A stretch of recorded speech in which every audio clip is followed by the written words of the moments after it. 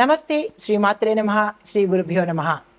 మనకి ఖగోళ శాస్త్రంలో ప్రతి గ్రహము నిరంతరము చలిస్తూనే ఉంటాయి. వక్రగతిలోను సక్రగతిలోను ఇలాగా ఈ గ్రహాల యొక్క స్థాన చలనాల వల్ల మనకి దేశానికి ద్వాదశ రాశుల వారికి అనగా మనుషులకు వారి వారి యొక్క ఫలితాలను అందిస్తూ ఉంటారు.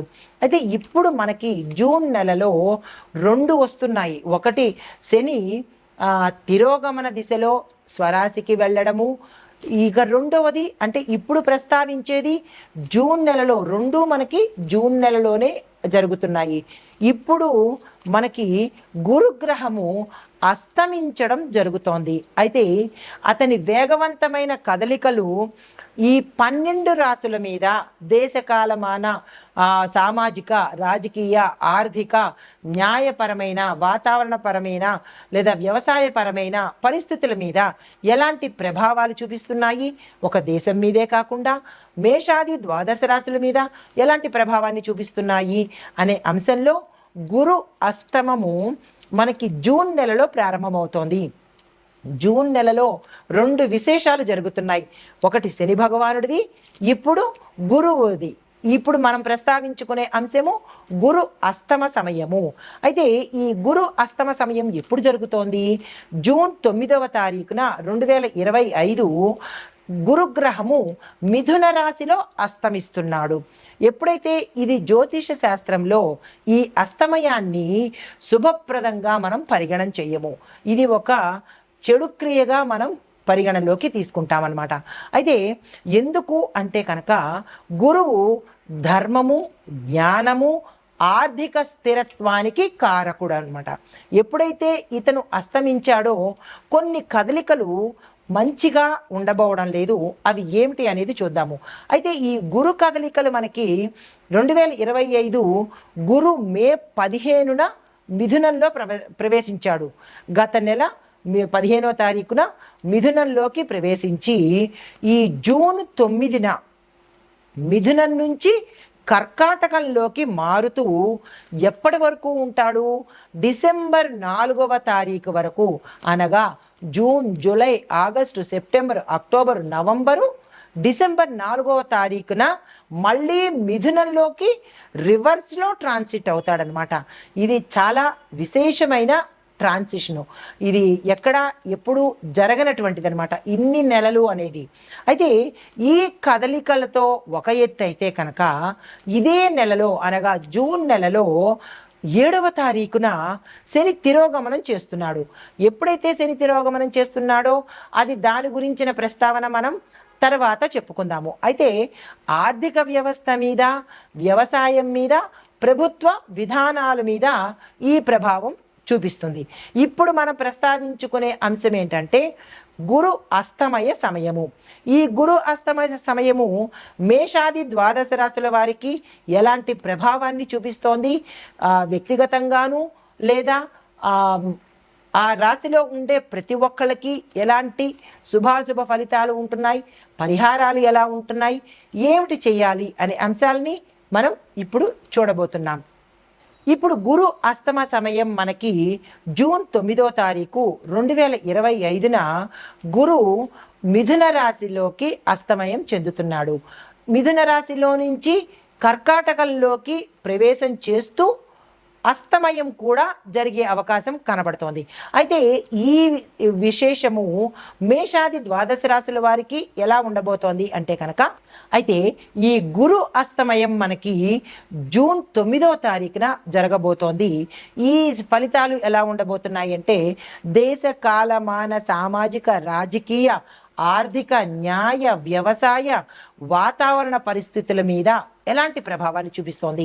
ఇందాక మనకి ఇప్పుడు మేషరాశి వారికి అంటే ద్వాదశ రాశుల వారికి, మనుషులకే కాకుండా దేశాల్లో ఉండే పరిస్థితులకు కూడా ఈ యొక్క గ్రహాల ఫలితాలు ఉంటాయి అని చెప్పడానికి ముందుగా ఆర్థిక పరిస్థితి చూసుకున్నట్టయితే బ్యాంకింగ్ రంగంలో అస్థిరత ఏర్పడుతుంది.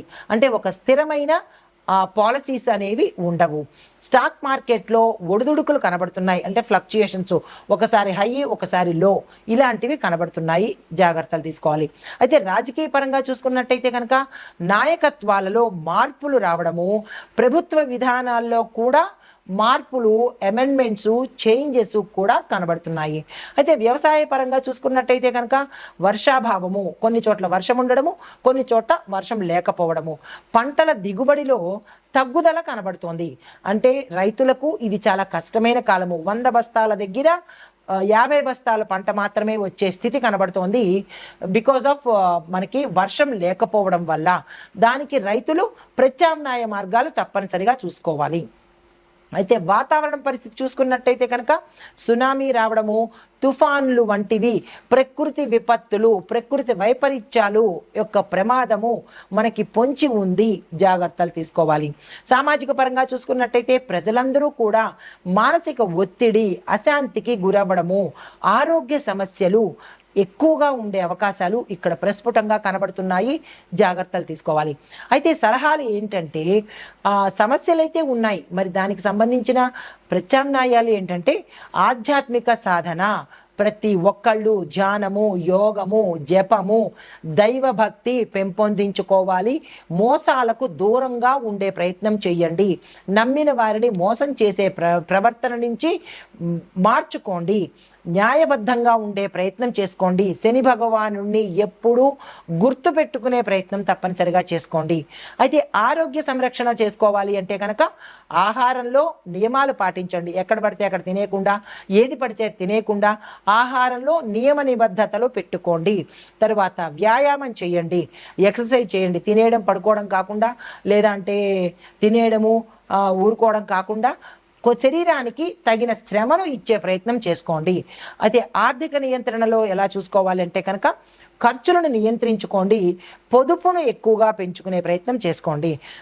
తర్వాత సంబంధాలు, రిలేషన్స్, అది ఫ్రెండ్స్ కావచ్చు, కుటుంబంలో కావచ్చు, ఎవరైనా కావచ్చు, సంబంధాలని పరిరక్షణ చేసుకునే ప్రయత్నం తప్పనిసరిగా చేసుకోండి.